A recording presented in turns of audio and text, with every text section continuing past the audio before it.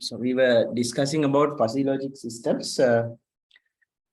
Let me just go through what we discussed last time, for some time, and then we'll move to this concept of fuzzy logic systems, right? So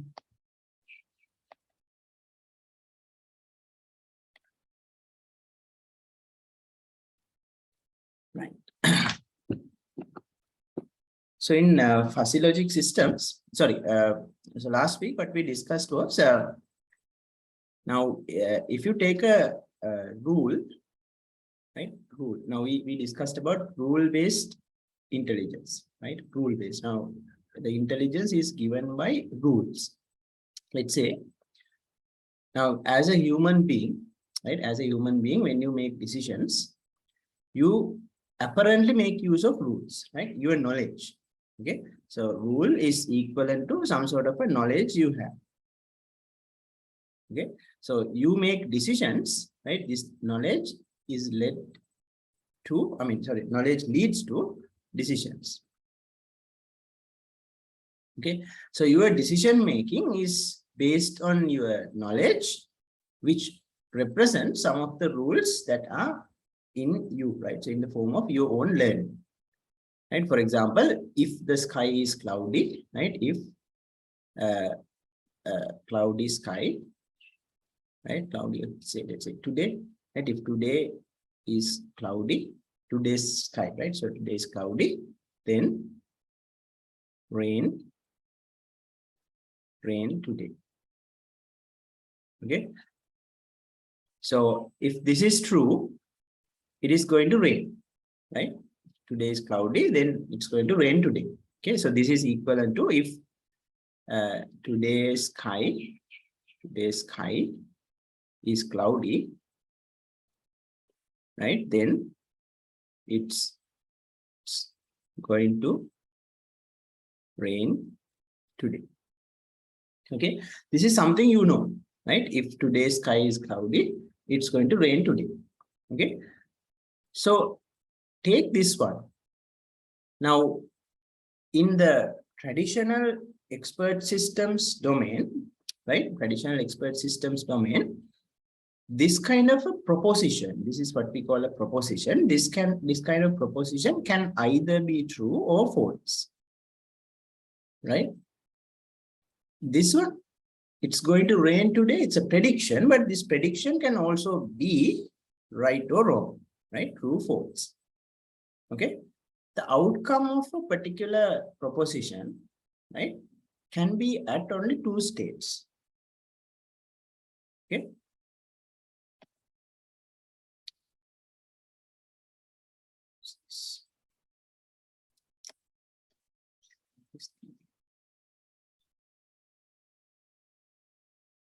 Right, outcome of a proposition can be at only two states.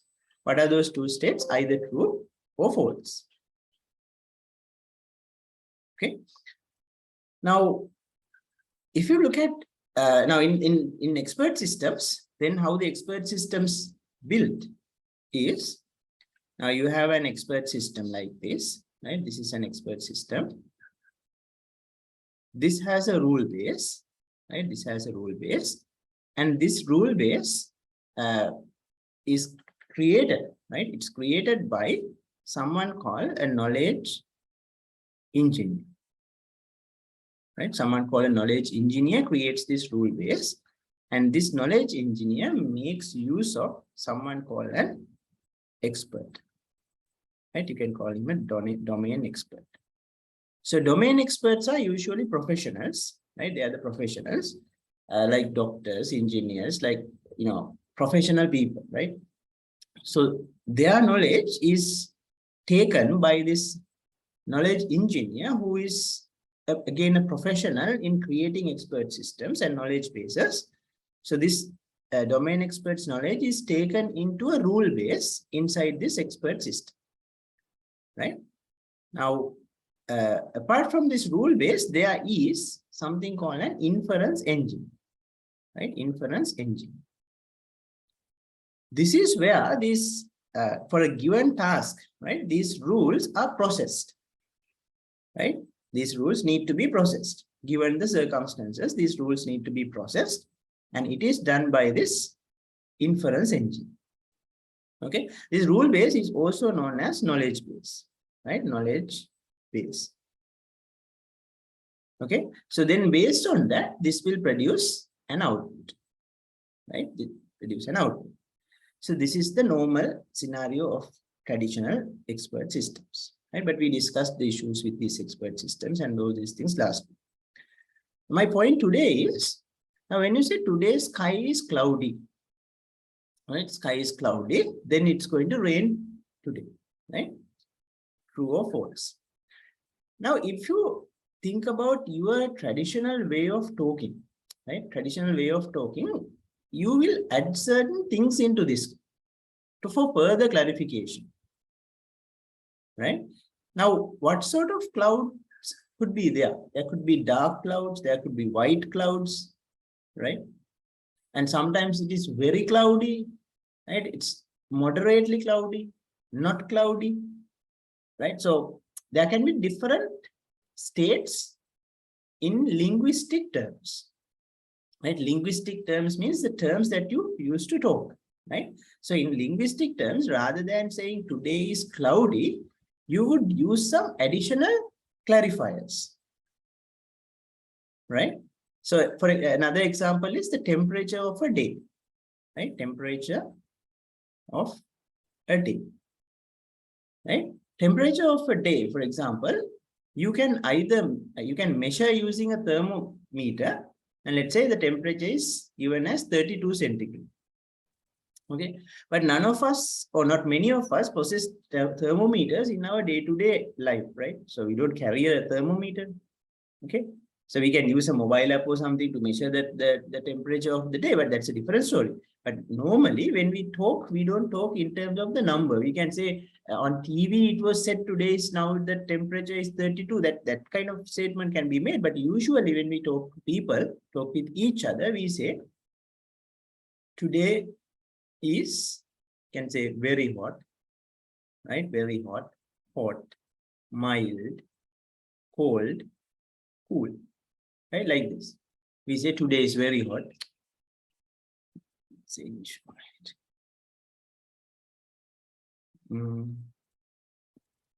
Give me 1 minute, right? So I'm going to stop sharing this.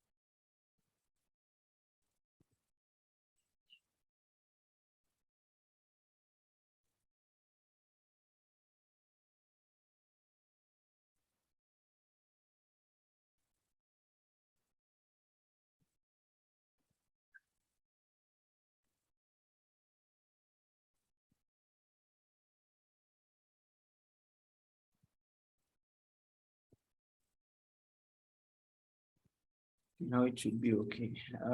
So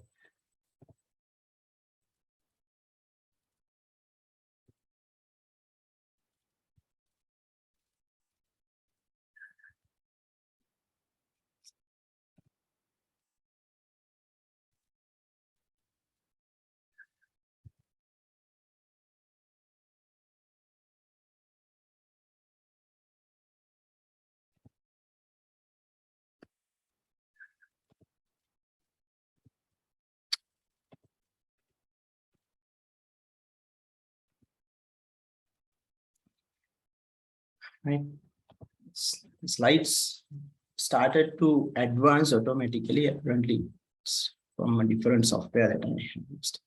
So I hope now it is okay.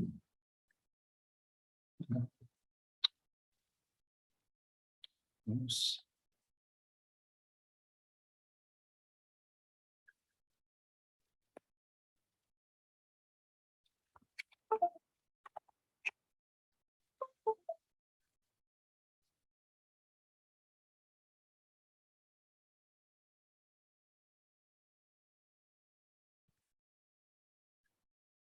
Okay, let's see.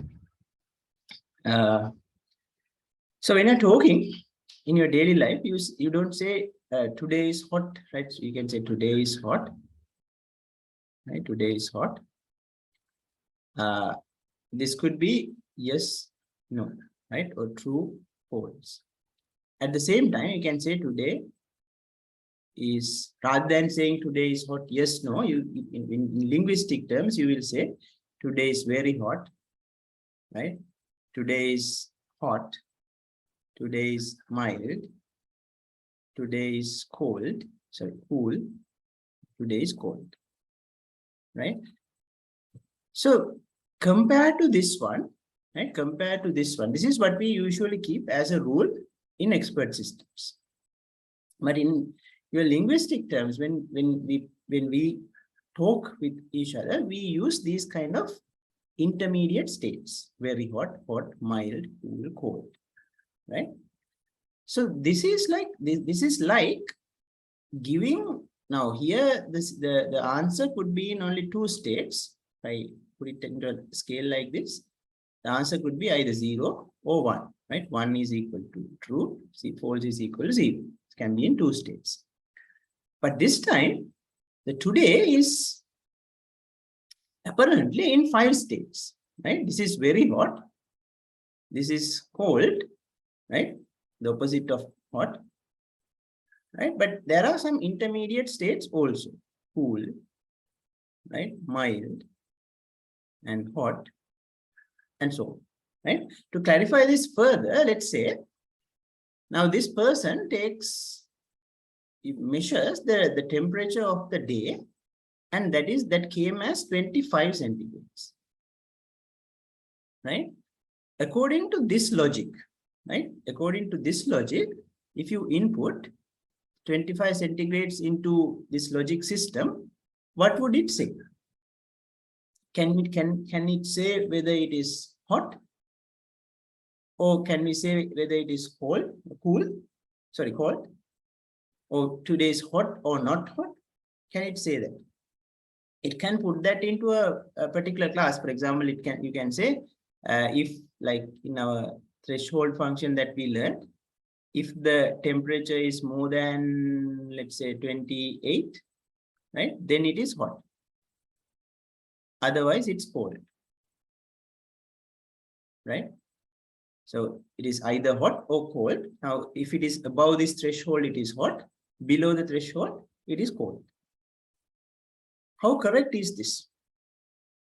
Right? Let's say the temperature is 27.5 centigrades. Then it is cold, right? Temperature is 28.0001. If you can measure it to this much of decimal points, let's say it is 28.001. Then what is it? It is hot, right? Temperature is 27.9999 centigrades. This is cold. There is only 0.0002 difference, right? Only 0.0002 difference, right? Now, because of this difference, you are putting a particular temperature value into the hot class rather than the cold class.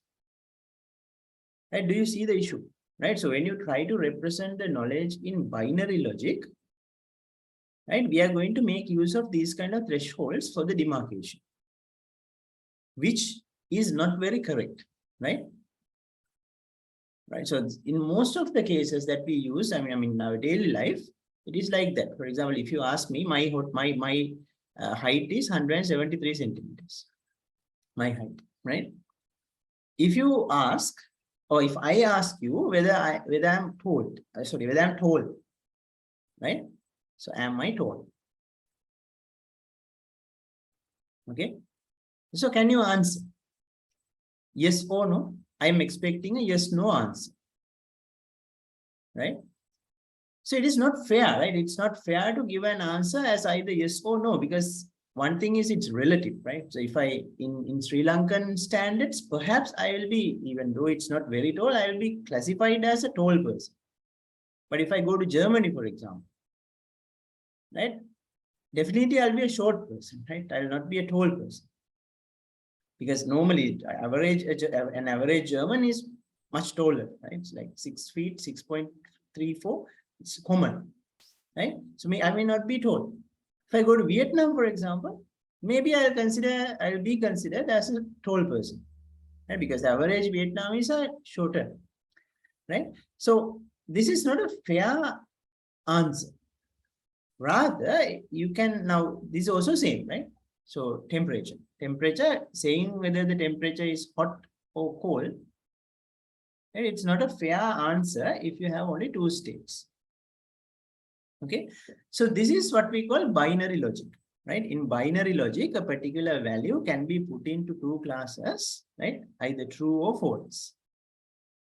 Okay, and it has this issue. The threshold issue is there. Right? Look at fuzzy logic. In fuzzy logic, this same 25 centigrade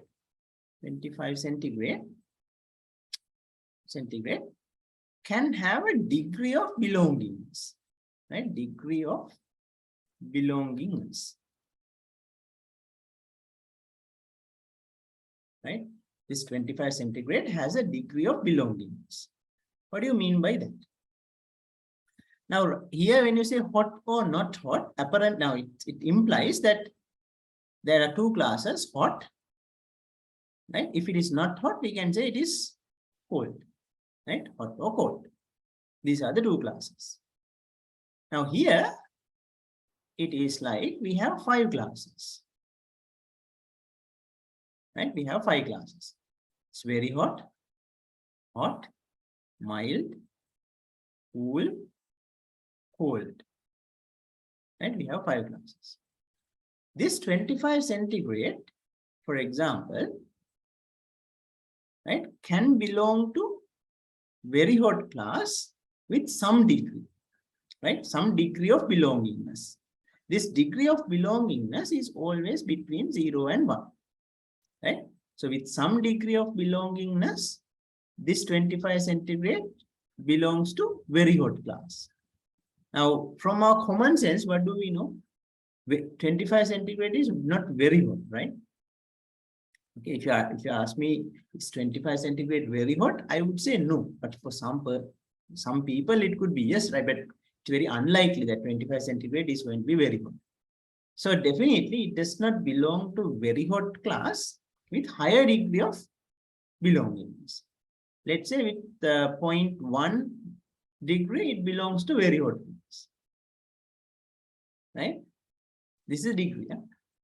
With, let's say, hot, some people would consider 25 centigrade to be hot, right? So let's say with 0.4 membership or with 4 degree of belongingness, it belongs to the hot class. Mild, with a higher degree of, let me put this as let's say 0.3, right? 0.3 degree of belongingness, it belongs to the hot class. How about the mild class? With 0.6 degree of membership, it belongs to the mild class, right? So for the cold class and for the cool class, let's say 0 degree of membership, belongingness, right? So with some degree of membership, it belongs to the very hot class. With some degree of membership, it belongs to the hot class. With some degree of membership, it belongs to the mild class. So we can define this degree of membership of a particular value to those different classes that we use to talk in our linguistic terms, right? So my height is also like that. If you say, am I tall? You would not say yes or no, right? You would say somewhat tall, not very tall, but you are could be considered as tall, right? So not very tall, right?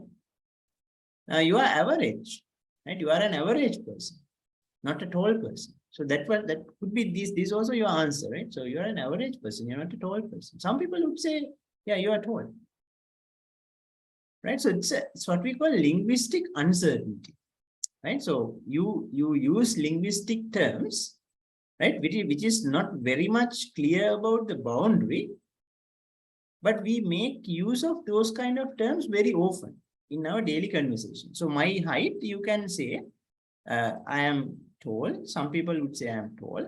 Some people would say I am average. Even some person would say I am short, right? You're not tall. Who said you are tall? So with some degree of belongingness, I'll be in tall category. Some degree of belongingness, I am in average category.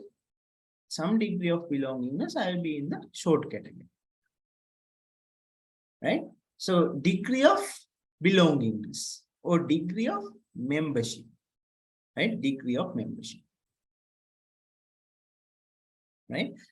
I'm not saying that this is what we call actually fuzzy logic, right? This is the basis of fuzzy logic. Fuzzy means not very clear, uncertain, right? But this uncertainty is handled using this degree of, right? This degree. Uncertainty is handled by this degree. So in fuzzy logic, this is a fuzzy logic system. This is what we call the binary logic system. Right? Binary logic. So this binary logic, anything belongs to, to one of the two classes, either true or false. In fuzzy logic system, something belongs to a particular class with some degree of membership. Right? What I'm saying is not that fuzzy logic is better than binary logic. Right? These are two ways of representing our environment. Right? Two ways of representing our environment.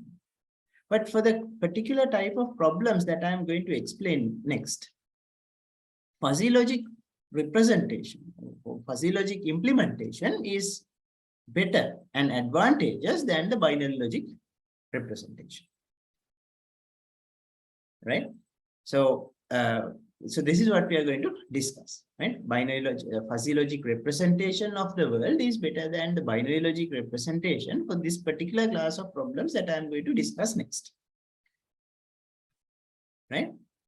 So what is fuzzy logic? It is a technique that allows for the inclusion of vague human assessments in computing problems. Right? A technique that allows for the inclusion of vague human assessments in computing problems. Right? New computing methods based on fuzzy logic can be used in the development of intelligent systems for decision making, identification, pattern recognition, optimization, and control. Right? So, how can we use this fuzzy logic based computation methods for the development of an intelligent system? This is what we have to discuss. Right? So, so linguistic uncertainty is also known as vagueness, right? So that's what we discussed. So today, given the temperature of the day, it is not possible for us to say very definitely that today is hot, right? We can't say that. So in binary logic system, if we use the binary logic system, we have no other option than putting a threshold and say above this threshold it's hot, below this threshold it is cold, which is not correct. Right? So now for such cases, it is better to use this kind of a vague technique. That is what we as humans do, right? We use approximates. We say it is not very hot. It is mild, right? It's hot. It is cool. It is cold. So we have those kind of uncertain linguistic terms that sort of approximates the condition of the day given a temperature. Right? So how can we incorporate vagueness into rule-based systems? This is another problem. Now,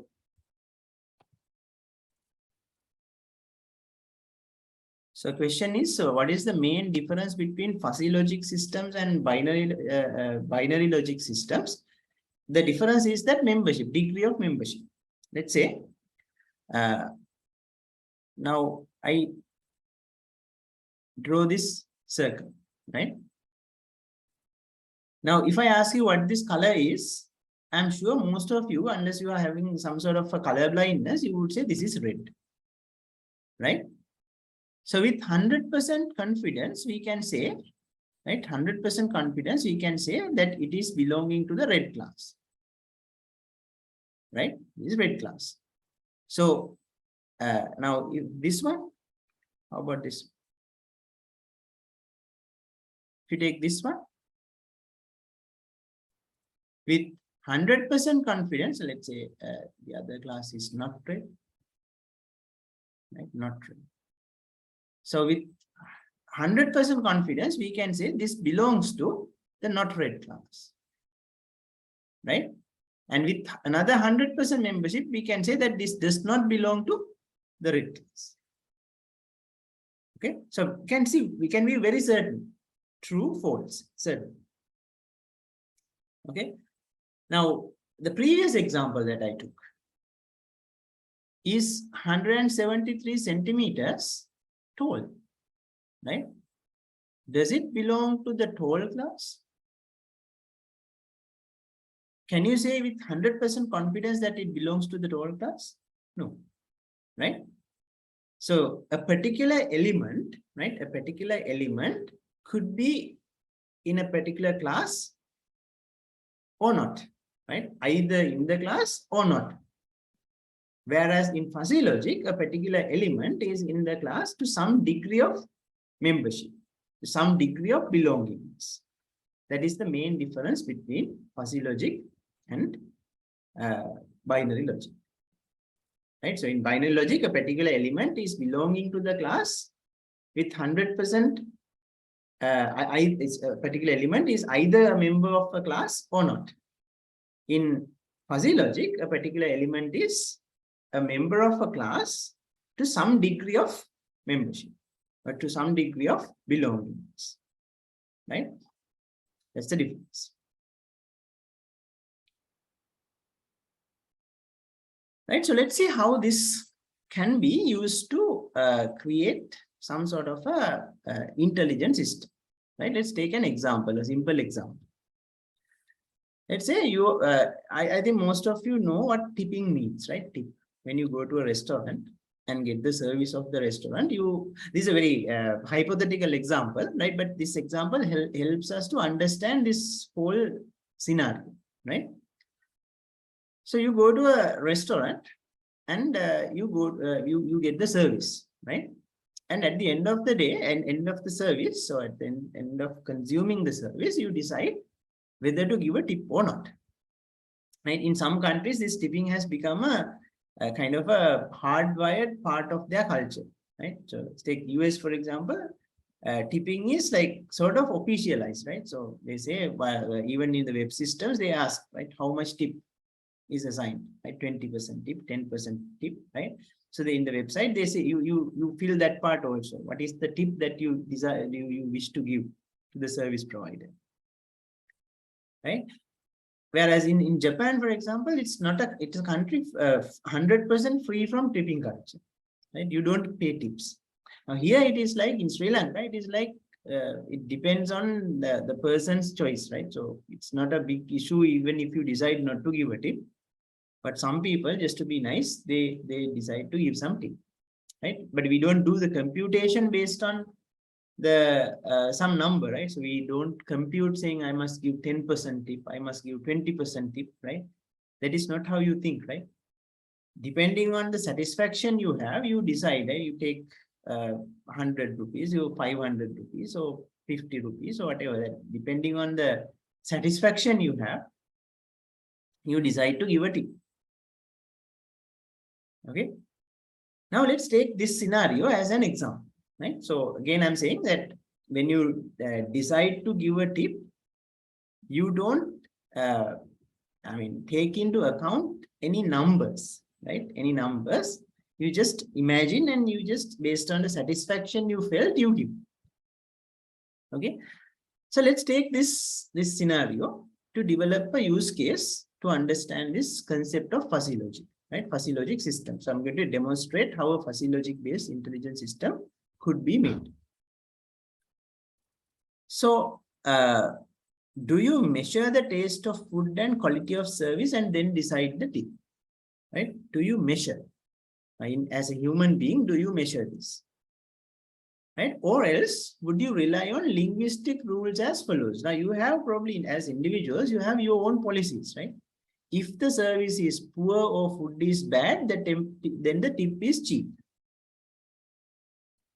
Now, you say if the service is poor or food is bad, then the tip is cheap. Another rule that you might have is if the service is good, then the tip is average. No matter how the food is, if the service is good, then I'm going to give an average tip. If service is excellent or food is delicious, then the tip is generous. Right? These are like 3 rules that you probably have in you, right? So these are your policies, right? These are the policies that you use to pay a tip to the service provider or the waiter or waitress. Right? So this is like human thinking, right? So this is how humans think. Okay, so if I ask you, why did you give 500 rupees to that person? Right? It is because the service is excellent, food is delicious. So my policy, you would explain me, right? My policy is, if the service is excellent or food is delicious, I'll pay a generous tip. That would be your answer. Right? So that is your rule. The thing is this. When you say, if you look at this particular rule, right? This rule is like this. This rule has if part, right? This rule has an if part. And also it has a then part, right? And here you have one component of the rule. Then here you have a gate, right? O. You have another component of the rule. And here you have another component of the rule. Okay. In a binary logic system, right? In a binary logic system, this particular part has to be either 1 or 0, right? If service is excellent, food is delicious, again 1, 0. Tip is generous, again 1, 0, right? But can you say these kind of linguistic terms as a full belongingness, right? How would you say that? Service is excellent. To what extent is it excellent? Right? To what extent is it delicious? To what extent it is generous? And what is this generous means? How do you map the term generous into 500 rupees? Right? How did you map the generous into 500 rupees? Let's say somebody at the restaurant brings a evaluation form, kind of feedback form to you, or display an app to you, right? So please rate our service. Madam, please rate our food quality, right? Now you would put a number, right? So you have a Likert scale now. And according to that Likert scale, you would put a number, 10 and 0, right? This is the lower, right? So your service, right? So let's say this is for the service quality, right? For the service quality, now the person comes and says, sir, please rate our service. So you decide, you think, according to you, the service, you put a rating, right? So say you put 8 here. Okay. Now it is like, now you are excellent, right? So you said, if my policy is, if the service is excellent or food is delicious, then I pay a generous tip. Now this person at the restaurant brought you this feedback form, and in the feedback form you marked it 8, right? 8 is not 10. You have not said 10 here. You have said 8, right? But you still say it is excellent, right? You paid a generous tip, 500 rupees. You should have ranked it as 10 then, but you don't do that, right? So it is not only 10 that belongs to excellence. That's the point, right? 8 could also be an excellent one. Okay, so 8 has a belongingness or membership in the excellent class. Right? 8 has a membership in the excellent class. Some degree of membership. Right? So no matter whether you say 7, 8, 9, 10, those 4 values would have a membership in this excellent class. This is how we make decisions, right? So we would say the service is excellent, but when we are asked to rank it, we will not always say 10, say 9, 8. Those are also considered as excellent. Right? Again, food is delicious. How can you say how delicious it is? It is also some sort of a vague term, right? Delicious. Now, again, somebody comes to you and say, for the food quality, right? Food quality. Please rate, right? So you would rate not very good, 3, right? You're not happy, not very happy, right? So you put 3. Okay. So is this delicious? No. Right? This is not delicious, right? May have some degree of membership to the delicious class.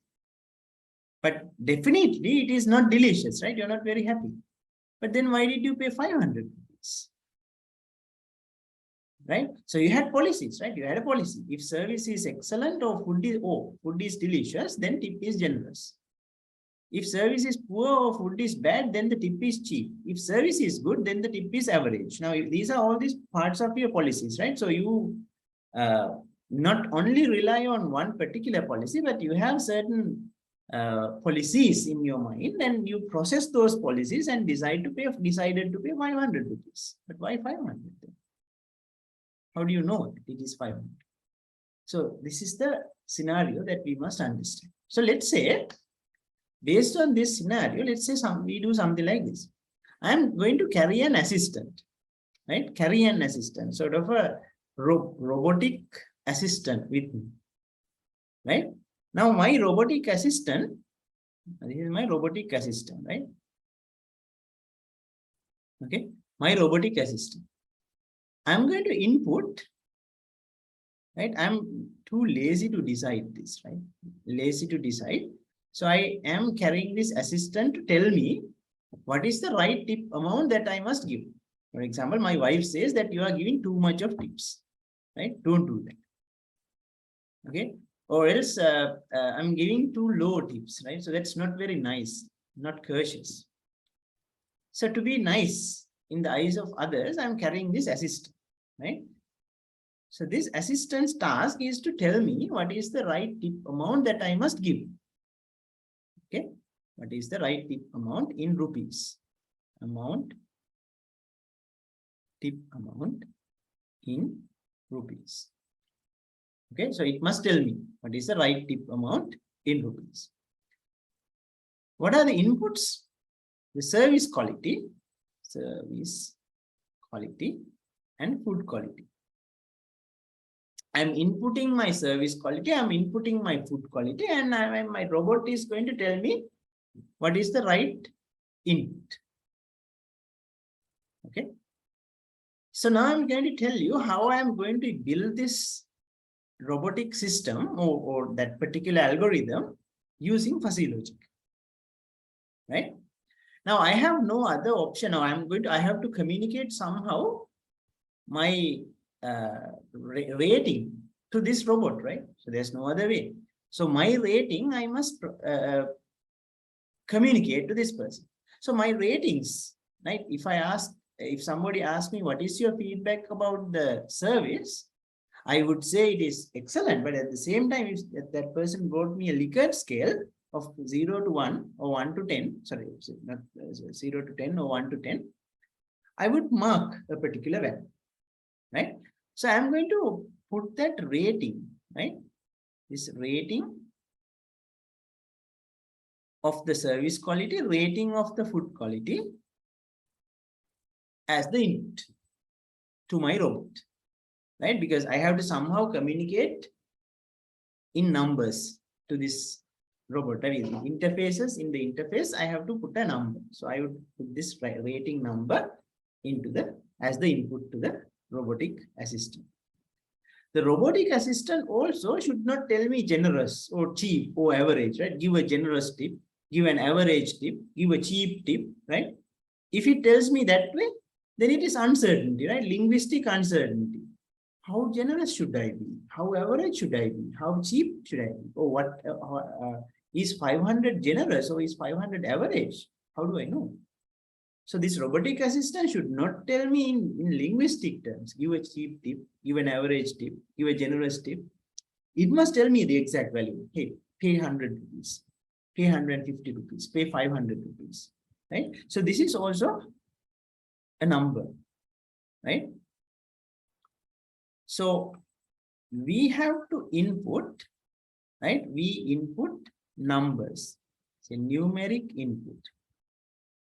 Right? Numeric inputs must be given, right? Otherwise, the robotic system is confused. If I say service is poor, service is excellent, right? It should be, I should not confuse this fellow, right, with the linguistic term. So I must give it a number. So let me give it a number using my rating, right? So numeric input. It should not confuse me either by telling a linguistics. So it will tell me a numeric output. Right? So for the fuzzy logic system, remember, we provide numeric inputs, it gives us numeric outputs. Right? That is for sure. We give numeric inputs, numeric output, get numeric outputs. My height is 173. I provide it to the fuzzy logic system. Right? So based on my height, if it is to give me some marks, it should tell me how much marks should it give to me, right? I should not tell it that I am tall, right? And it should not tell me that I'll give you high marks, right? I must tell it 173. It must tell me how many marks it's going to give, right? So for this fuzzy logic system, the input is a number, output is a number. Take an air conditioner, for example, right? In our daily life, we have appliances, so many appliances that are controlled by fuzzy logic. Even here, I saw at one of Singer showrooms or something, I saw a fuzzy logic controlled washing machine, right? So air conditioners, washing machines, so those kind of things are controlled by fuzzy logic. Japan's railway system has fuzzy logic controls, right? So various applications are there which are controlled using fuzzy logic. So in such situations also, the air conditioner measures the outside temperature or the room temperature using a sensor, right? So the sensor does not sense the amount using linguistic terms, right? Sensor can sense the numeric value. So based on the sensed temperature, let's say the AC should decide the speed of the blower motor, right? So speed of the blower motor is again a number, right? It should not be fuzzy, it has to be a number. Then only the mechanical system can rotate it, right? In that speed. So it's also a number. So numeric input, numeric output. Then what is fuzzy? Inside this robot, now we have a control system, right? We have a control system. Given these ratings, what should be the output? What should be the tip? Creating that output is a kind of process, right? That process is taking place in this control system. For that process, right? For that process, we are using a control system. In other words, this control system we are implementing as a fuzzy control system, right? So fuzzy logic means what then? To produce that output, numeric output, again, according to a given numeric input, we are using fuzzy logic based control systems, right? The process is implemented using fuzzy logic. Can this process be implemented using binary logic? Of course, it is possible, right? Of course, it is possible. Then what's the issue with the binary logic? Sometimes it may not be the most appropriate case. Let's say, not this tipping example. Let's say you have a water tank, right? You have a water tank, right? You consume the water, and here you have an inlet, right? Inlet valve. Let's say according to the consumption rate of this tank, of the water in the tank, we have to decide the amount that the valve should be opened and closed. Right? We are going to control this. Why? Because we want to optimize our resources. Right? We want to optimize our water resource. So we should not let the tank to overflow. Right? We do not want the tank to be empty either. Then accordingly, if it gets empty, then my satisfaction about the water service is going to be less. If it is going to overflow, then again my satisfaction is low because my resources are wasted. So I must control it to the optimal level, right? So the optimal control comes from this opening and closing of the valve, right? But let's say you have a binary logic system, then the valve is either closed or open fully. Closed, fully, open, closed, open. Can be in these two states only. Then sometimes you open it fully and the water comes faster than the consumption rate and it overflows, right? So if you close it fully, then the water does not come and the consumption rate could be higher, and then the tank will get empty, and by the time you open the valve, that probably the user will have to stay without water for some time, right? So, but if you say that your valve could be controlled according to the situation, right? Smooth control. If the consumption is getting lower, you are closing the valve also, right? If the consumption is stopped, then you have closed it, you close the valve fully, right? Then when the consumption starts, you open the valve like this, right? If the consumption is heavy, you open it fully. When the consumption gets lower, then again you control it. You make it low, right? So this is the scenario that we are talking about. The solenoid valve, for example, that you are using in your IoT, solenoid valve, as I remember, I'm not very much expert in IoT. I have some sort of understanding of IoT, but as I remember, it's either open or closed, right? So if you want to make a fuzzy controlled solenoid valve, then what should you do? Right? Can it be coupled with a servo motor or something, right? And control the open and close, how the degree of openness, degree of closeness can be controlled, right? Something like that. That's what I'm talking about here, right? So if you use the binary logic, then the valve is either closed or open, closed, open. Then my resources would be wasted. Sometimes my quality of service would be dropped. But if I can adjust it, right? Adjust it according to the usage of the water, and then accordingly control the openness or closedness of the valve, then perhaps my resources could be optimized, right? I'm not wasting any resources. So instead of binary logic, fuzzy logic is better here because we have multiple states, right? Open the valve, fully open the valve, moderately open the valve, slightly don't open the valve. So can have more intermediate situations. Consumption also could be consumption is high, consumption is moderate, consumption is average, right? Sorry, consumption is low, right? So it can have multiple states. So this is the scenario I'm talking about. Right? So fuzzy logic is one way of implementing this process. Binary logic is another way of implementing, but instead of binary logic, it is better to implement using fuzzy logic because of the requirement of having smooth control, right? Smooth control rather than open close, right? Okay, so let's see. Okay, let's get back to our fuzzy logic assistant. Now, what do we need? Now we must now create the internal components of this fuzzy logic controlled tipping assistant, right? Now in this tipping assistant,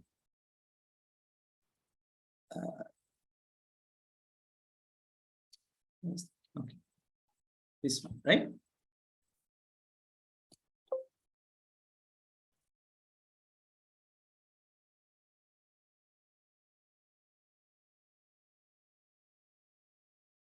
Now here, in the fuzzy systems, components, right? Let's try to understand these components first, and then let me relate it to my tipping assistant. In a fuzzy logic system, the component, this component, which is called crisp out input, right? Crisp input means crisp value is a numeric value, right? So you can say this is the numeric input, right? So we take a numeric input into the fuzzy logic system. And crisp output is what we call numeric output, right? Numeric output. So numeric input, numeric output, right? That up to that point you now know, right? So you saw how that tipping agent, right? That is the right term, even though I said tipping assistant, it is tipping agent, right? So it's also an example for an agent. So tipping agent. So tipping agent takes the numeric input, it produces me a numeric output, right? My tipping agent.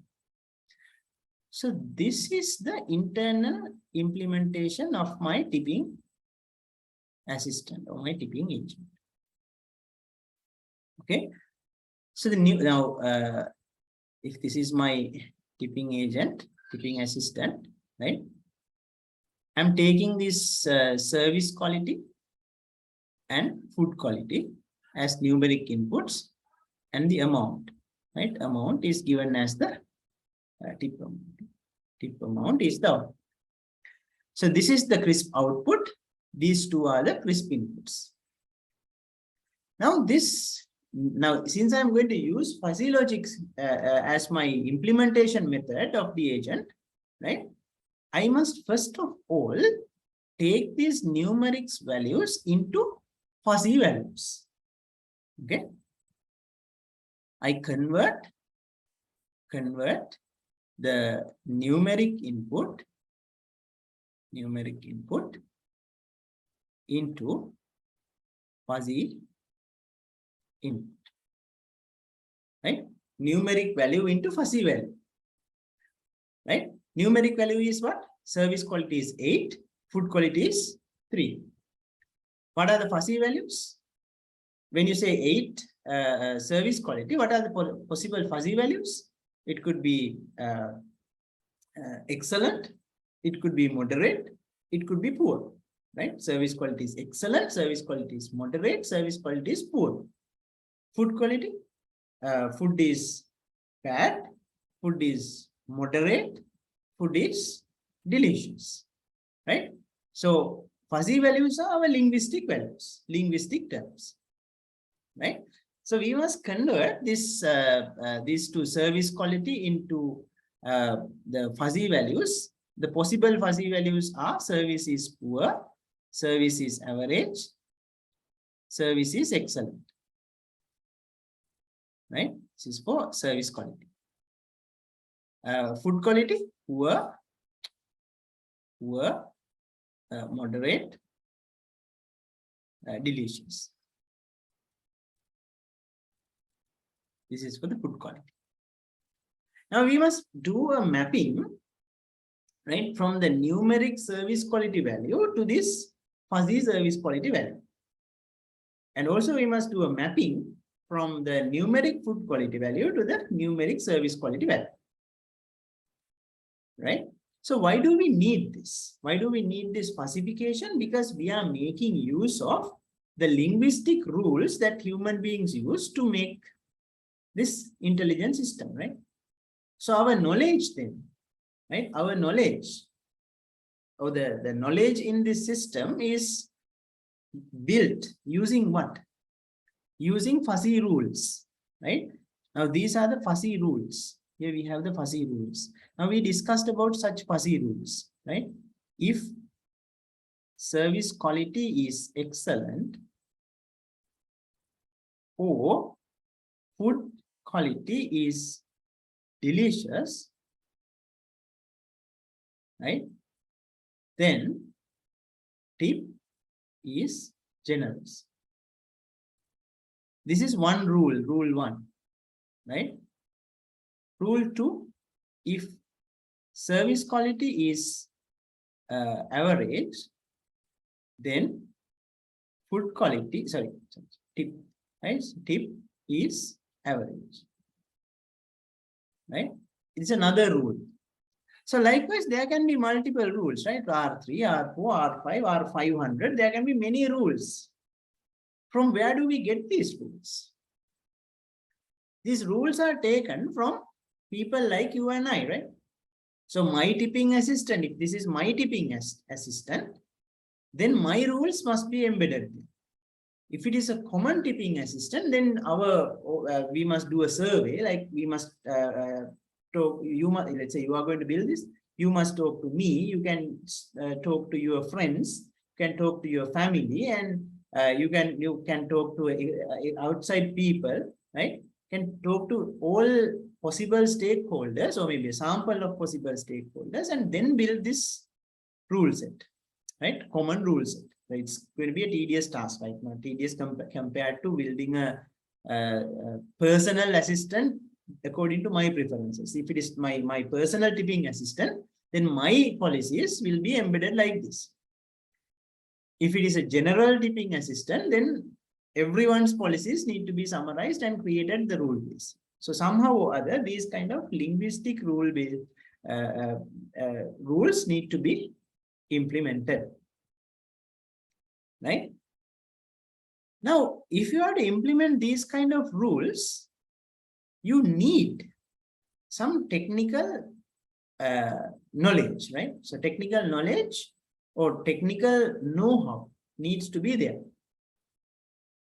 right? So that know-how is based on this technical know-how about this fuzzy rule implementation is based on fuzzy set theory, right? Fuzzy set theory.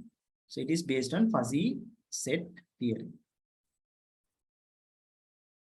The traditional set theory is not going to be applied here. So traditional set theory and traditional binary logic is sort of aligned, right? Because in the set theory, a particular element is belonging to a particular set or not belonging to a particular set. We don't say that this particular element is belonging to this set with some degree of membership.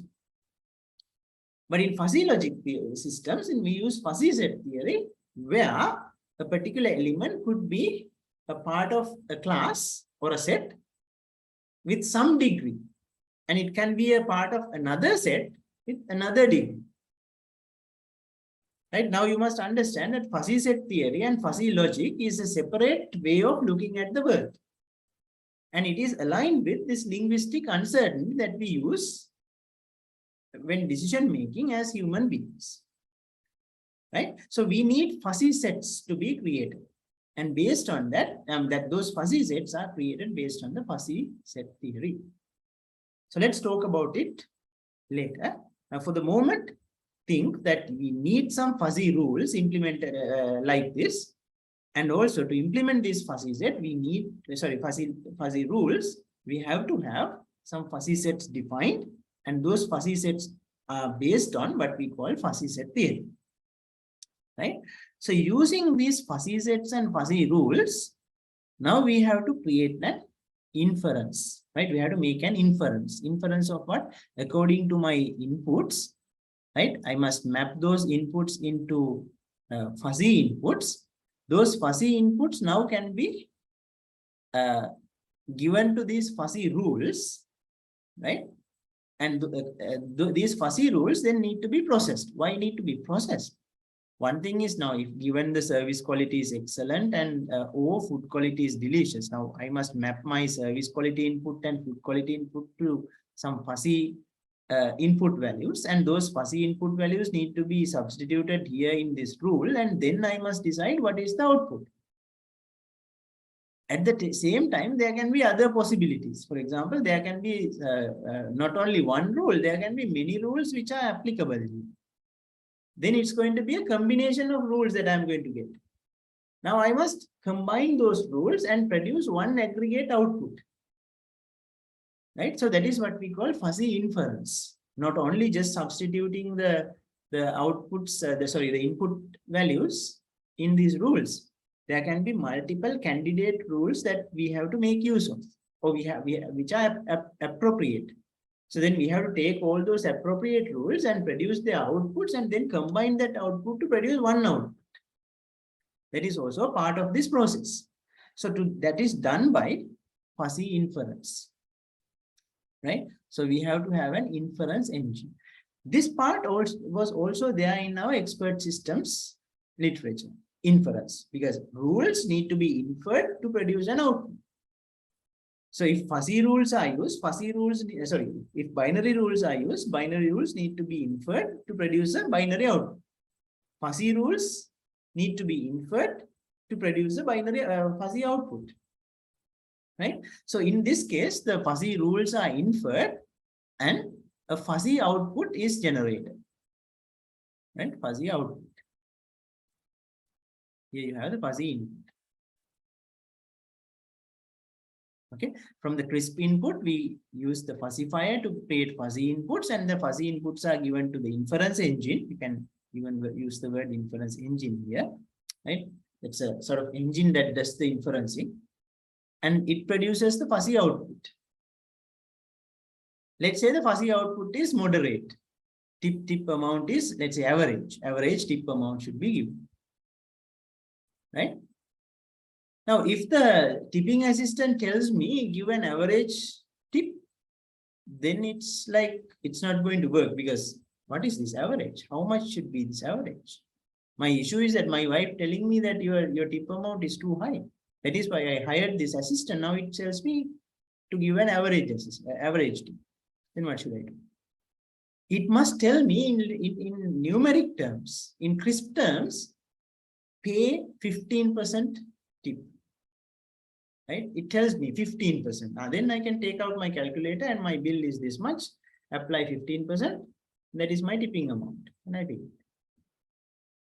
Right? So defuzzification means this fuzzy output is converted, mapping back, right? So this fuzzy output is mapped back to a numeric value. So let's say this fuzzy output could be, let's say tip amount is low, moderate, and generous, right? Low, moderate, and generous. Okay. So my fuzzy output could be one of these. My task in this defuzzification process is mapping this whatever the value to a number, right? Number, let's say percentage. So pay this percentage from your bill as the tip, right? So this is the process. Once again, a number is taken as the input. It is converted to a fuzzy value, and that fuzzy value is processed using fuzzy rules, and it produces a fuzzy output, and that has to be converted back into a numeric output. Okay. Now the question is, if you have any questions, you can disturb me anytime, right? Anytime disturb. Now the question is how to implement this part. How this fuzzifier, right? First of all, how to implement this fuzzifier. Okay. To implement this fuzzifier, we need some knowledge, right? Fuzzy logic. So here we talk about crisp set and fuzzy sets, right? Crisp set means, right, an element is either a member of the set or not, right? Fuzzy sets, an element has a partial membership to a set. That means I belong to this set with 0.5 degree. Now we have to let's try to go beyond this point and try to understand this fuzzy logic terminology, right? So fuzzy set, let x be, okay, this part is not important. Let's try to be very layman's here. Okay. So let's take our tipping assistant, right? My service quality rating, right? My service quality rating is 8, right? My rating is 8. Now this is a number, right? The possible fuzzy equivalence to this is now we have to have a fuzzy set first of all, right? Need to have a fuzzy set. What is my fuzzy set here? My fuzzy set is, so right. So my fuzzy set in my example is, let's say, service quality, right? This is a, no, sorry, I made a mistake, right? Fuzzy variable. I have a fuzzy variable. Usually you take inputs into variables, right? So my fuzzy variable, I have to have a equivalent fuzzy variable to get the this particular crisp input mapped into, right? I have to, let me start it like this. I have a crisp variable, right? I have a crisp variable. My crisp variable is again service quality, right? Crisp variable called service quality. Okay, so, it's out of my reach, so it's too noisy. Okay, so crisp variable is service quality. Now I am asking the user to enter a value for the service quality, right? That is my crisp variable. Let me put an underscore here. Crisp service quality. Now the user enters the value 8, right? Into what? Into this service quality variable, service quality. Sorry, into this crisp variable service quality. Now I have to fuzzify it. I have to get into a fuzzy value, fuzzy equivalence, right? So for that, I need to have a fuzzy variable. I have a fuzzy variable called service quality, right? Let me say F, right? Fuzzy service quality, right? So this service quality variable in the crisp input it has to be mapped now to this fuzzy variable called fuzzy service quality. Now this fuzzy variable can take values, like this crisp variable can take the crisp values, this fuzzy variable can take fuzzy values, right? Now this can take, according to my example, this can take 3 values, right? This could be, service quality could be low, that could be average, and it could be excellent, right? It can have many values as well, it depends on the context. So fuzzy service quality is low, average, excellent. Okay. Now the question is, how can we put this 8 into these fuzzy variables, sorry, fuzzy sets as appropriate, right? Is 8 here, or is 8 here, or is 8 here? How do I know, right? So that is why we need this degree of membership, right? How does 8 belongs to a particular fuzzy set? So in this example, what is a fuzzy set? Fuzzy set is, these are fuzzy sets. These 3 are fuzzy sets, right? These 3 fuzzy sets are values of a fuzzy variable, possible values that a fuzzy variable can take. Now my question is, how does 8 be put into, or how can 8 be put into one of these fuzzy sets? Should I put it into one of those fuzzy sets? No. I can put 8 into multiple fuzzy sets inside the fuzzy variable. How can I do that? So this particular value is, it could be a member of one of these, member of a particular set with some degree, I said, right? To decide this degree, I need to have something called a membership function, right? I need to have a membership function. Okay. Now let me write it like this. If I say, now this particular set, let me say L. This particular set, let me say A. This particular set, let me say E. Right? I can say the membership of, right, 8, right, membership of 8, yeah, right, Membership of 8 in the set L. What is L? Loop, right? Membership of 8 in L is what? Let's say 0.7, right? Membership of 8 is our rating value. Membership of 8 in the set L means low, right? Is 0.7. Sorry, 0.7 is too much, right? So let's say 3. Okay, so 8 means in a Likert scale, 8 means a kind of a higher value. So its membership in the low set called low, is 0.3. Even 0.3 is too much, right? So make it 0.1.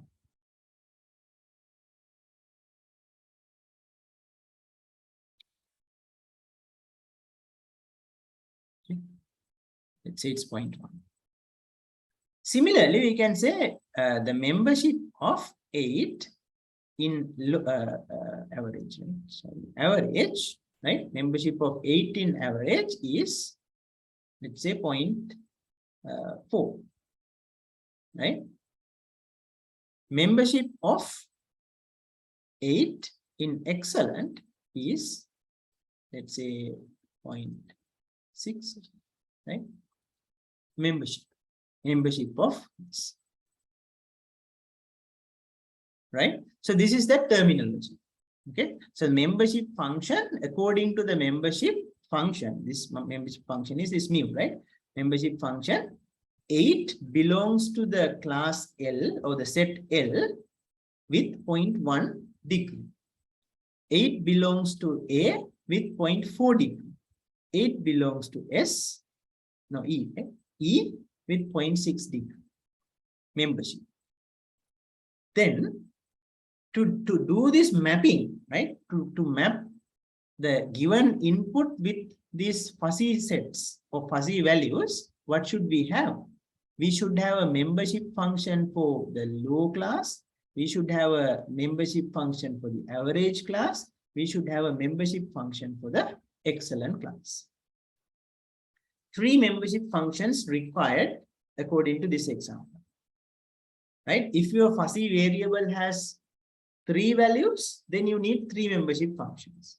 If your fuzzy variable has 5 values, then you need 5 membership functions. 1 function per a fuzzy value, 1 function per fuzzy set. Fuzzy value equivalent to fuzzy set.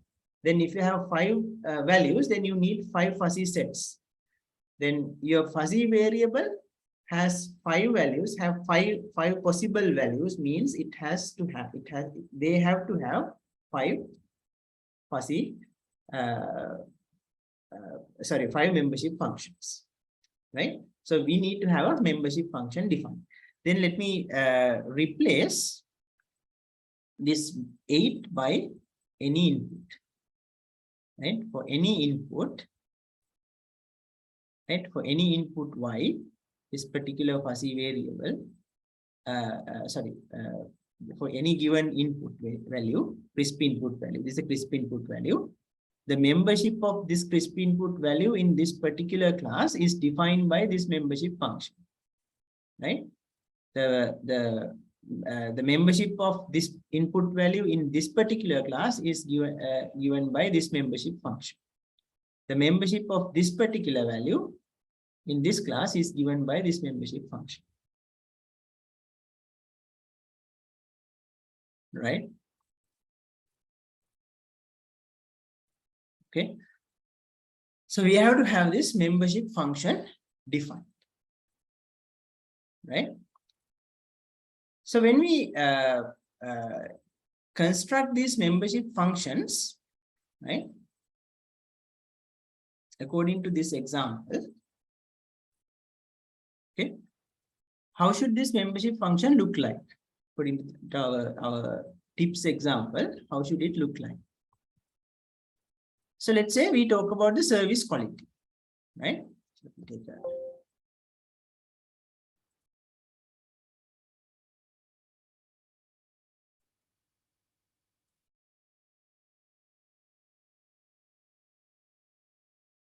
Okay. Now this is my rating, right? My rating value. This is my membership. Okay, my membership. Let's say this is my fuzzy variable service quality, right? Service quality. Now I have my rating values from 0 to 10, right? 1, 2, 3, 4, 5, 6, 7, 8, 9, 10, right? So 1, 2, 3, 4, 5, 6, 7, 8, 9, 10.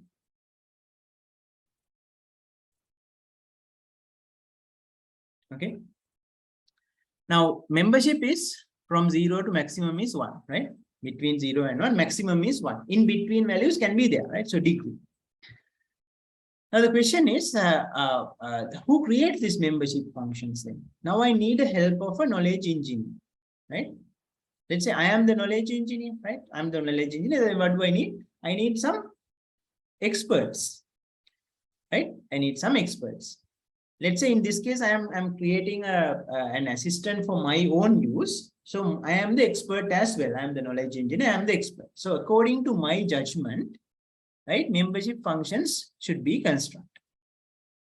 Now, according to my judgment, because I am the person, right? I'm the person giving these tips. So my judgment is, I have 3 classes. I have 3 sets: low, average, excellent, right? So this is L, this is A, this is E, right?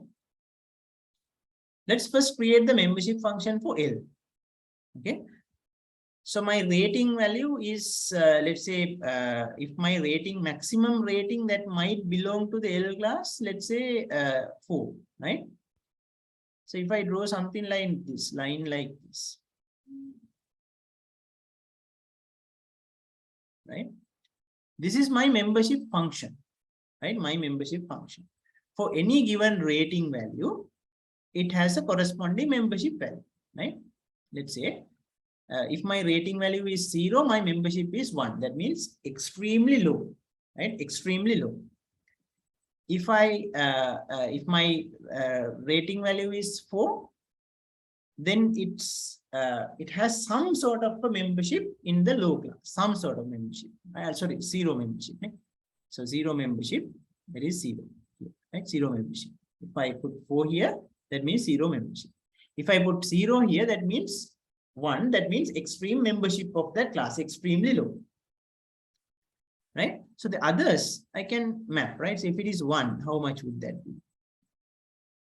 That would be 0.75, right?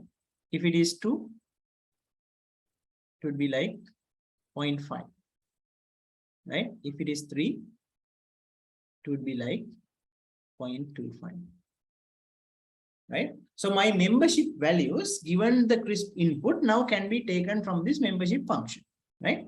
So this is the corresponding membership function for the class L, low. Okay. So how did we create this now? Based on my judgment. Why? Because the assistant is built for me. If it is a water tank, for example, that could be an engineer's judgment, right? Or even the engineer's judgment with the help of the user. If it is an air conditioner, again, it's based on some research values about the appropriate temperatures for different users, right? Some domain expertise is required to construct this model. Then we need another membership function for what? For the average class, right? Let's say 5 or 6, let's say, since this is 10, let's say 5, right? 5 is the highest membership of the average, midpoint, right? 5 is the highest. Then when it comes to 8, 9, right? So let's say 9, right? So 9 up to 9, there can be some membership average, some membership of average, right? So let me connect these two. right? This straight line, I didn't draw it as a straight line. 2, 3, 4, 2, 3, 4, okay. From 1. Like this. This is again my judgment. I think if the user rates 5, or if I rate 5, that means extremely average. Right?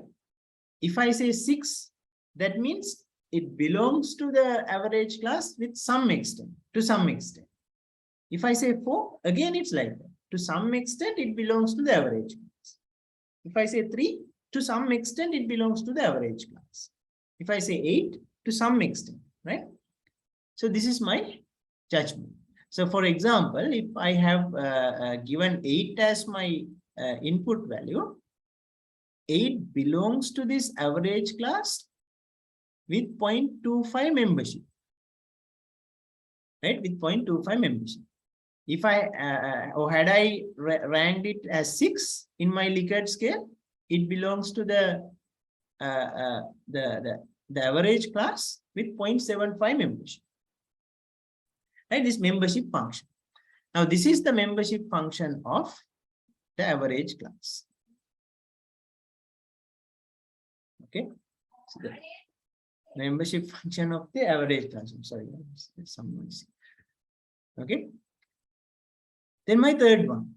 Now I have a membership function for L, membership function for A. My third membership function. The third membership function is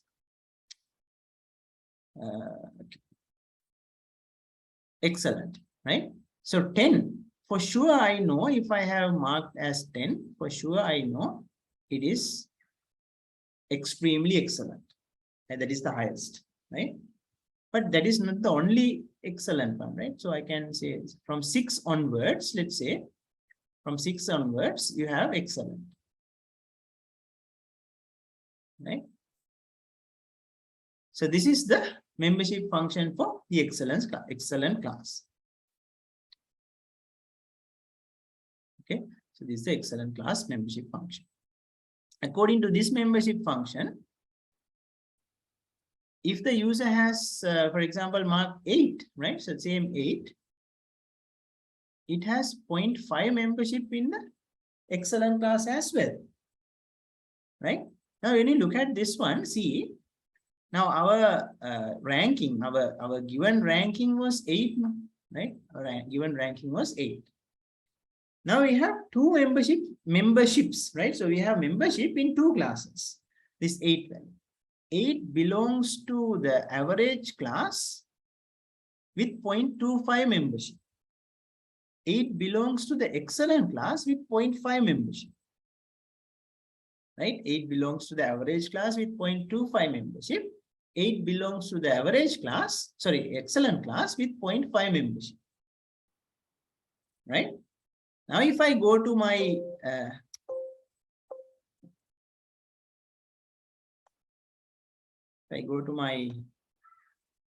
original rules,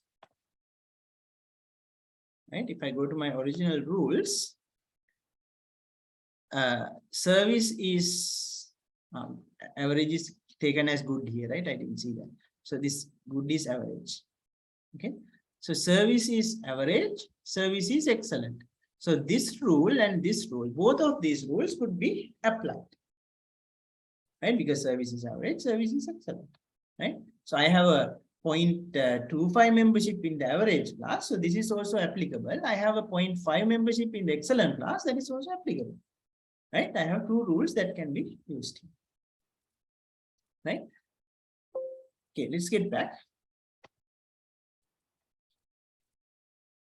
I can create a similar, right? I can create a similar function, right? I can create a similar function for the food quality also. Okay. So I can create a similar function for the, here the fuzzy variable food quality. Right? Food quality. Again, I can say this is 0, 0, 1, 2, 3, 4, 5, 6, 7, 8, 9, 10, right? This 0 and 1. Okay. Then I can have my food quality, right? Let's say same sort of functions, right? So if the rating is 4, that is extreme, no membership in the low class, right? If it is 5, that is extreme membership in the average class. Yeah. And then to 9 it goes, and up to 1 goes to this side. Then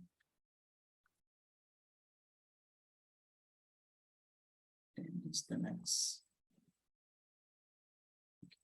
This is for the food quality, right? Food quality. Now for my ease, I drew it as same as the previous one, right? The service quality one, but according to your judgment, it can be different, right? So it's completely based on the domain expert's judgment. Now here, my input value, my original input value was the food quality was 3. According to this, what is that? Right? From 3, if we draw it like this, okay. This is 0.5, right? This is 0.75. So my scales have gone upset in this case, right? So, but let's say this value is 0.25, and this value is 0.75. According to the way I have drawn here, right? According to the way I have drawn here,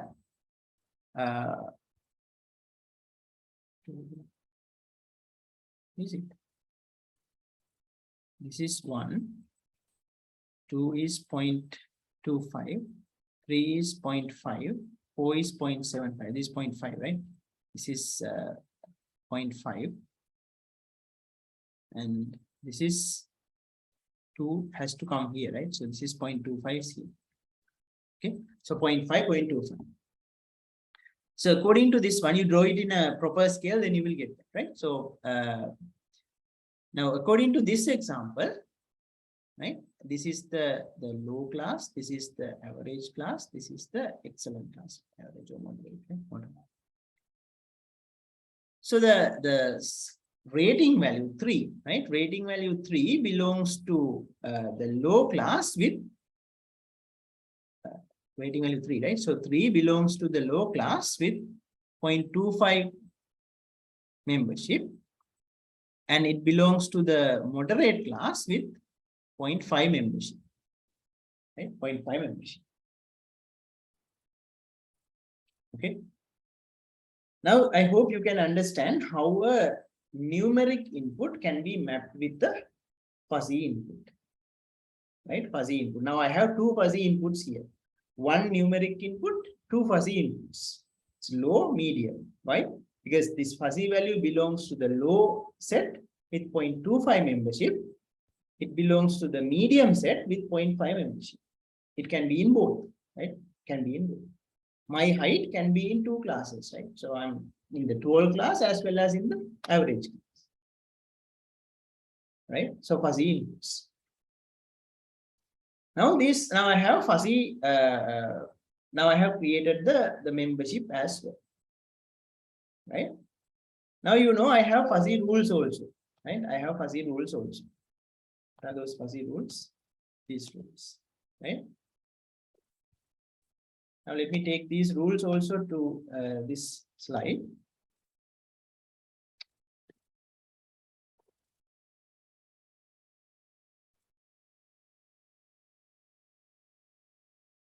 Right?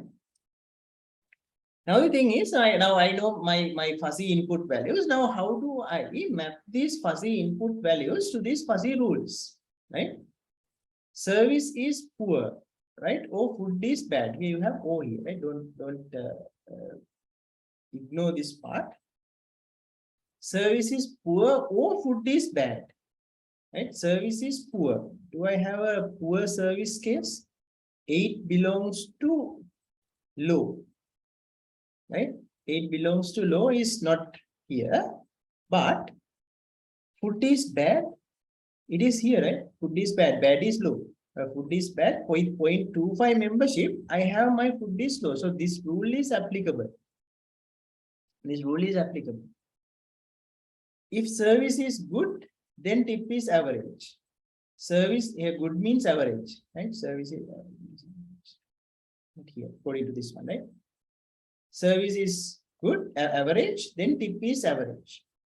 So this rule is also average. Included. This rule is also included because of this component.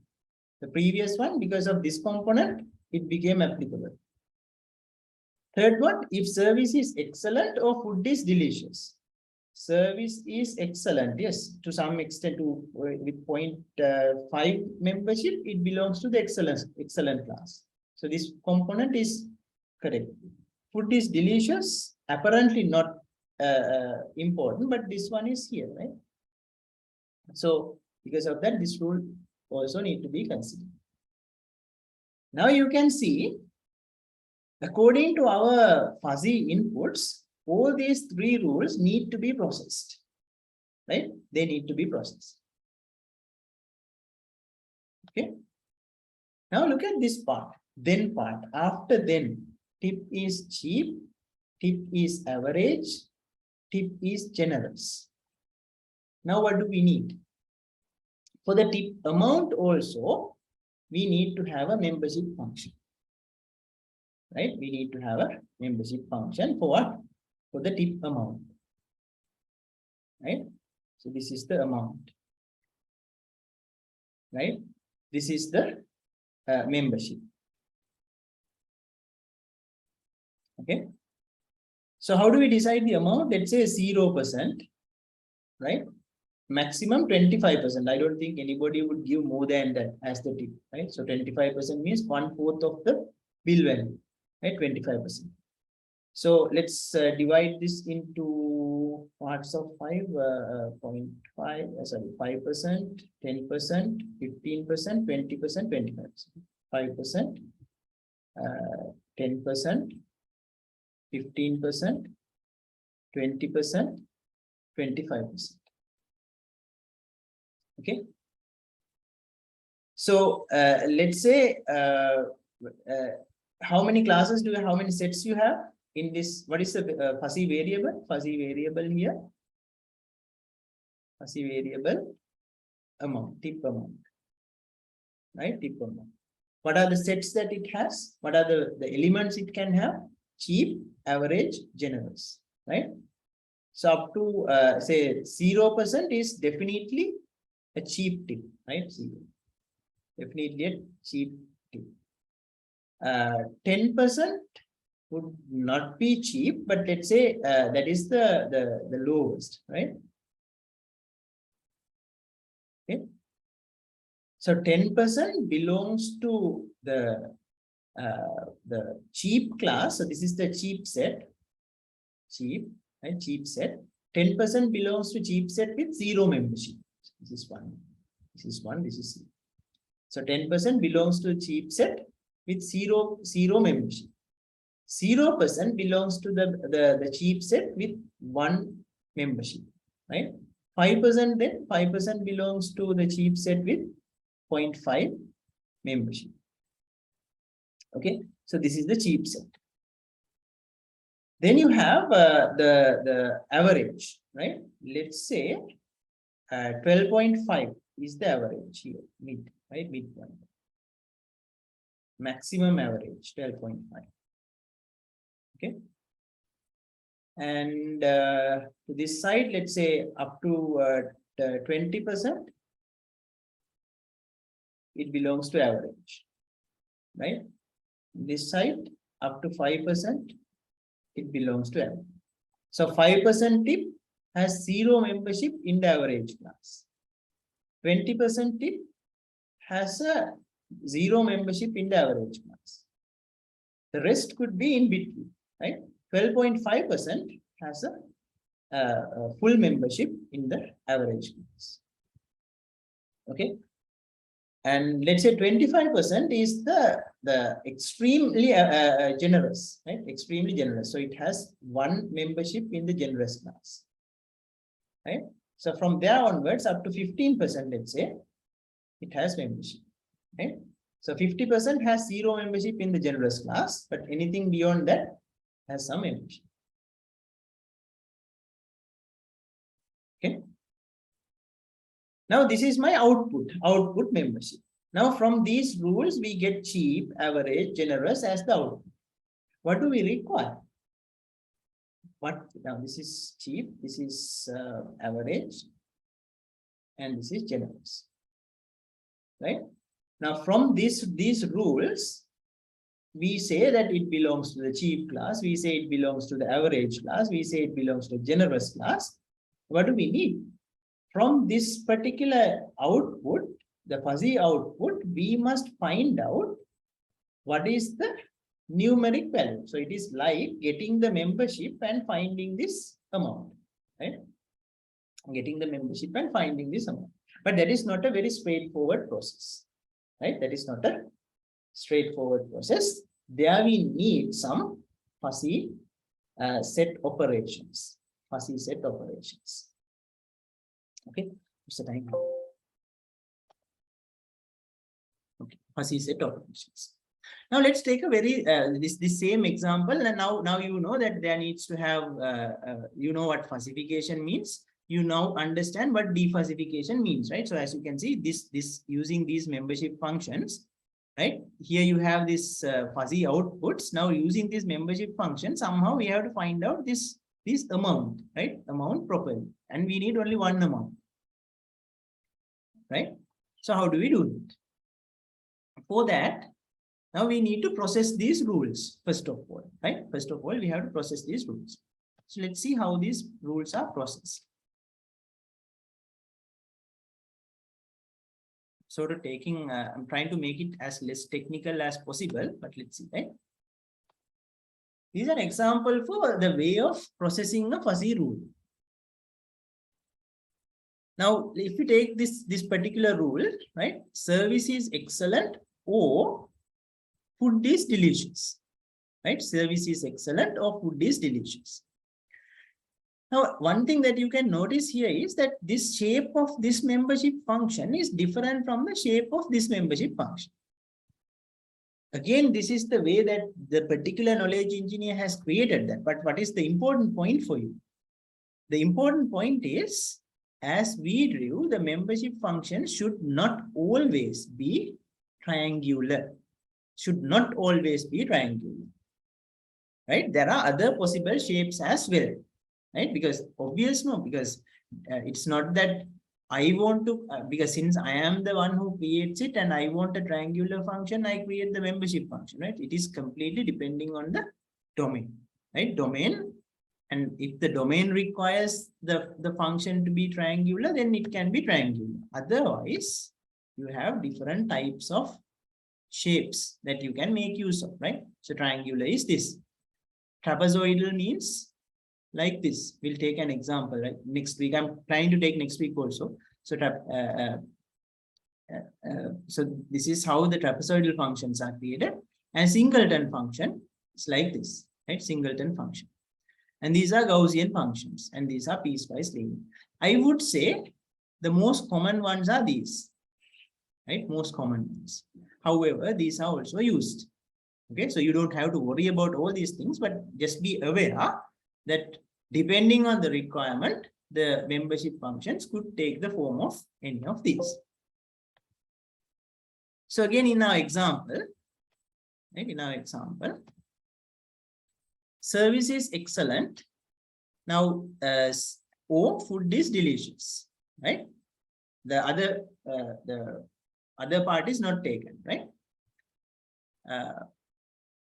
Since service value is 3, right? If you look at, so this is 0, this is 10, right? This is 3. According to this membership function of excellent, right? According to the membership function of excellent, the service equal 3 has 0 membership in the excellent class. 0 membership, as you can see, right? So because 3 is here, and this is where it cuts the function, and this is 0. 0 membership. Excellent class. Food is 8, right? Food is 8. So 8 is here. This is 0. This is 10, right? 8 is here. So if you take 8 up here, right? The delicious set, right? Delicious set. It has about 0.7, right? 0.7 membership in the delicious class. Okay. And as you can see here, now service is excellent or food is delicious. Now you have two components here, right? So the outcome of these two components is taken as 0.7. 0.7 is the result. How did that happen? Right? How did that happen? Now, as you can see, when you have a conjunction here, right? When you combine two logical values, right? In binary logic, right? In binary logic, you can say 1 or 1 is 1. 1 or 0 is 1. 0 or 1 is 1. 0 or 0 is 0.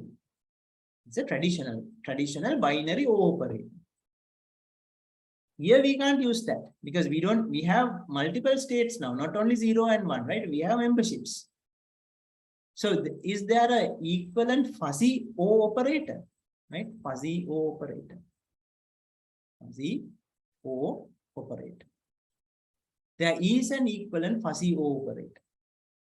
And this is not equal to the binary O operator. Right? It is not equal to the binary O operator. Then what is fuzzy O operator?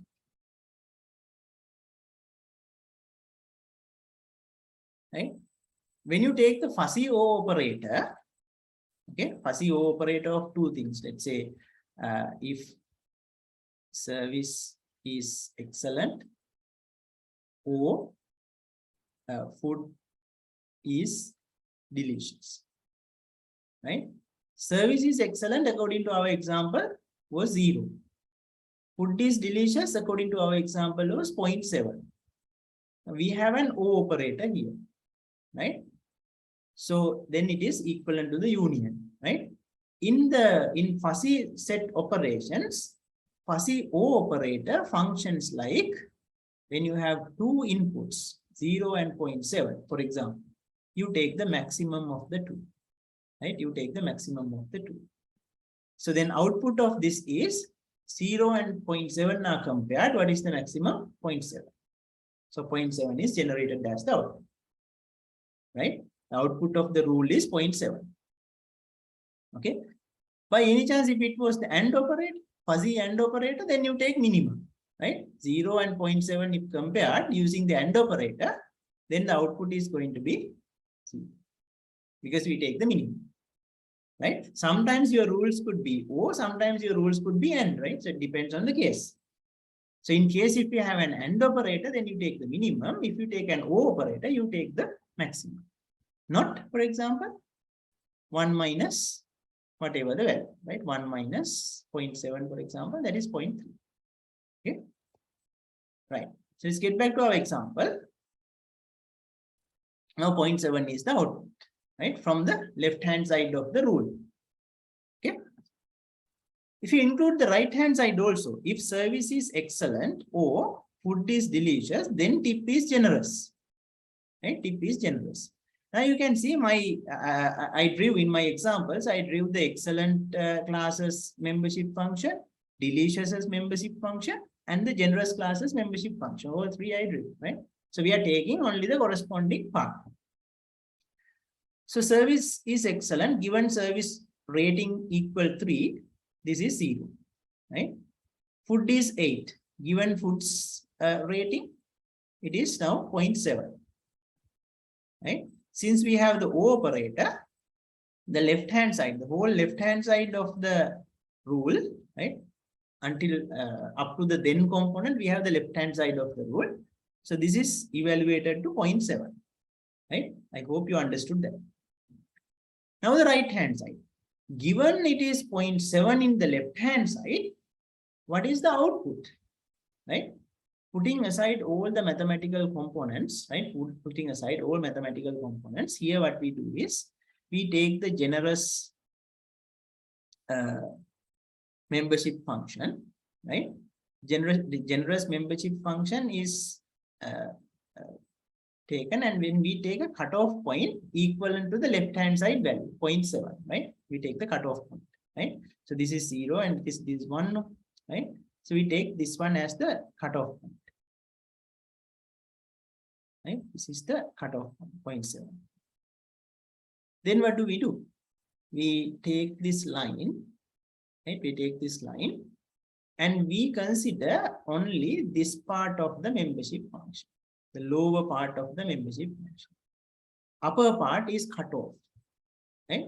So we take only the lower part of the membership function as remaining.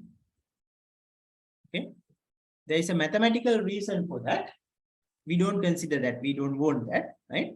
So let's say we take the output value as the left-hand side's evaluation value as the cutoff point, and whatever above the cutoff point in the right-hand side membership function, that is the tip amount, right? So tip amount membership function, right? Tip amount variables generous membership function, right? Generous membership function, and we cut off the above part of the upper part and we take the lower part only, right? Put aside all the mathematical values. However, you have to make note of the midpoint here. What is the midpoint here? Right? This midpoint is important for us. Whatever that midpoint at this point. Okay. So here it is 0.7. This midpoint value is important. You will see why. Let's say we are processing these 3 rules now. Right? In our example, we had 3 rules now. Service is poor. Food is rancid, means let's say bad. Right? Food is bad. Tip is cheap. Service is good. This has nothing. Tip is average. Right? Service is average. In our notation, right?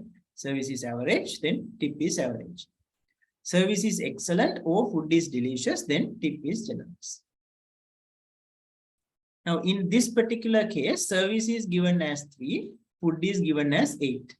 Right? In my explanation earlier, as I remember, I gave service as 8 and food as 3. Right? So that don't get confused here. Right? So I'm taking this example. Now service is 3, food is 8. Now, according to these 3 rules, right? Take the first rule. Service is 3 here. Right? According to this, we have about let's say 0.3, right? Something like 0.3 or maybe 0.4, I don't know, right? That value is here, right? Food is 8, right? Food is given rated as 8, but according to the rule, service is poor or food is bad. In the bad function, this is here, 8 is here, and the membership is 0, right? Bad functions membership is 0. Here we have an O operator, right? If then 0.3 or 0 means what? You take the maximum, right? The output is 0.3, right? Output is 0.3. Then tip is cheap. So here we have the cheap membership function. The output from the left-hand side is 0.3. So you take only this part. And you take only this part. This part is ring. So this is the resulting part. Okay. By the look of this, let's say this is 5, this 5, 10, 15, 20. So this, let's say 5%. This is 5%. Okay. So 5% and this one is 0.3. Take the second rule, right? Service is 3, right? Service is 3. 3 is here. According to this one, let's say the membership is, it looks to me like 6.6, right? 0.6. You don't have anything about the food quality, right? Service is average, tip is average. So if you take the average function, average membership function of the tip amount variable, right? And take 0.6 here, you cut off that from this point and take only this part. Right? And this is the output. Let's say this midpoint is like 12.5. 12.5. And this is 12.5. This is 0.6. Okay, this is 0.3. Third rule is service is excellent or food is delicious, then tip is generous. The service is excellent means 3. 3 is here. From the excellent membership function, it has no membership in the excellent function, so it is 0, right? As you can see. Food is 8, then food is delicious. So delicious membership function is here. When 8 is given, it is like, again, let's say 0.6, right? 0.6. Right? So 0.6 is here. As now since we have O operator, 0 and 0.6 are compared. Maximum is 0.6, so output is 0.6. So left hand side got evaluated to 0.6. Then in the output membership function, right, food is generous. Okay, according to the rule, right? So we take the generous membership function and we take only this part. Okay, so this is 0.6 and this is apparently 20, let's say. Let's say 20%, right? 20% is. Okay. Now we have 3 outputs. All these 3 rules were processed, right? All 3 rules were processed, and these are the 3 outputs from the 3 rules. From the first rule, my output is this component. From the second rule, my output is this component. From the third rule, my output is this component. I need only 1% as the output, right? I need only 1 percentage value as the output. My assistant should give me only 1%, right? Now, out of these 3, now I must construct that percentage. Okay, so if I combine these 3 into a single graph, it looks like this. Okay, from this, how can I find the tip percentage? Right? How can I find the tip percentage? For that, right? Now combining multiple rules, so we have to combine the multiple rule. We have different methods to do this defalsification, right? So getting an output suitable for real application. Now my assistant should tell me what is that percentage exactly that I must give, right? So as you can see here, 16.7% should be given, right? That is an example. There are different methods, right? So first of maximum, middle of maximum, last of maximum, mean of maximum, center of gravity, and these are different methods. So one of the most common ones is the center of gravity method, COG, right? In the center of gravity method, what we do is we combine these 3. We take this first one, right? We take the first one. First one's value is 5%, that multiplied by 0.3, the membership value, right? Membership value. Plus, take the second one, the middle part of this component, right? That is 12.5. 12.5 multiplied by, this one is 0.6. Plus, here the middle part is 20%, 20, multiplied by the corresponding membership value, 0.6. That divided by 0.3 plus 0.6 plus 0.6. The corresponding membership value is 0.3 plus 0.6 plus 0.6. Right? This will give you some kind of a number, right? So, like 1.5 plus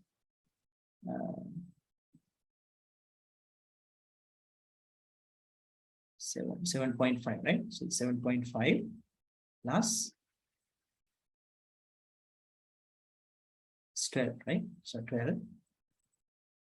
This is like 1.2, 1.5, right? 1.5. So this is like 7.5 plus 1.5, 9. It's like 21 divided by 1.5. Okay. It's like 210 divided by 15. It's 5, 7, right? So 70 divided by 5. Okay, 14%. So my answer, according to my judgmental values, is 14%, but according to this one, 16.7, right? Something like that. So, so my decision to give is 14% tip. Okay. So this is the process. Now I want you to, since you have this example, sorry, this slide set, take this example, right? Suppose an air conditioner operates with two inputs. The current temperature and the temperature change rate is inputs, right? Temperature, the current temperature value and the temperature change rate. How much drop or increase per hour, right? For those two, you have two membership functions like you have here. And then these are the rules. These four rules are applied as you, right? And then the way of processing these four rules, given these two inputs, 35 Fahrenheit, 1 Fahrenheit per hour change, right? You are going to find out what is the maximum, the corresponding RPM value of the motor of the air conditioner, right? Follow this example and see whether you understand, right? Take this last example, follow it and see whether you understand. We will discuss this and kind of some past paper questions next week. Right. That's it from my side. Okay, so I'm going to stop from here. Sorry, I have taken 7 minutes extra. So I'm going to stop from here. I'll see you next week, right? Next week we have a class, sort of a revision class, right?